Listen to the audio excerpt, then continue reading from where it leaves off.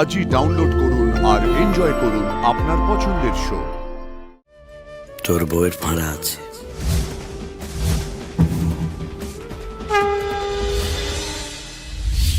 একটু আগে আমি ওদের আবার দেখলাম আমাদের মন্দিরে।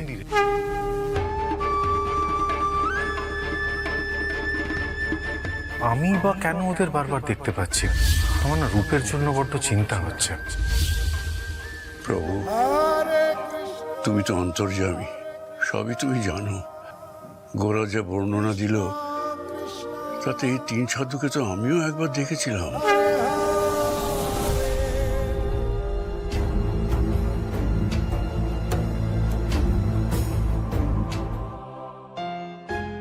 জ্বর কমলো প্রভু? না বাবা। এত জলপট্টি দেওয়া হচ্ছে বাবা, জল নামার তো কোনো লক্ষণই নেই। জলপট্টিটা দিতে থাকো, আমি মুরলী ডাক্তারকে ডেকে আনছি।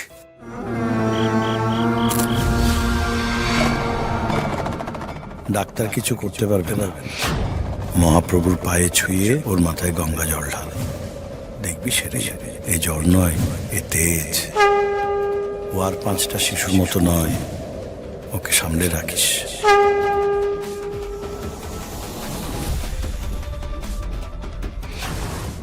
ভয় পাবে বলে এ কথা আমি কাউকে বলিনি। সেদিনের পর আবার গোরা ওদের দেখলো। আমি গোরার কোষ্ঠীতে দেখেছি 30 বছর পর ওর জীবনে বিরাট পরিবর্তন আসবে। ও তো 30ই হলো, তবে এ কি তারই ইঙ্গিত? সে যাই হোক প্রভু, গোরার রূপকে তুমি ভালো রেখো।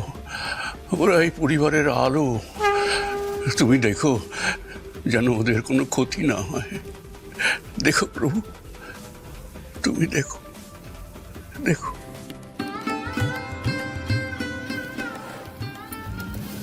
আচ্ছা, তুমি তো চাকরিটা ছেড়ে দিলেই পারো, তাতে দাদুও খুশি হয়।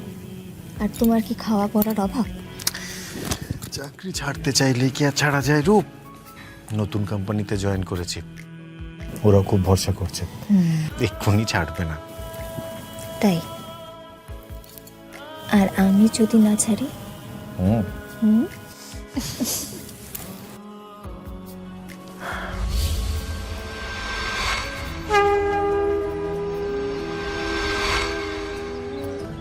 রূপ, এরকম মন খারাপ করে থেকো না।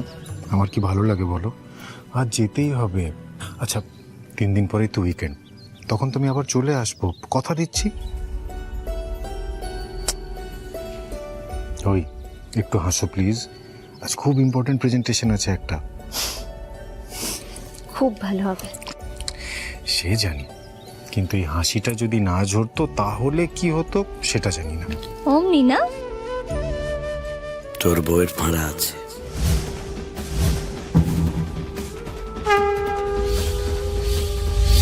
মহাপ্রভু স্বয়ং ওদের পাঠিয়েছেন রূপকে রক্ষা করার জন্য।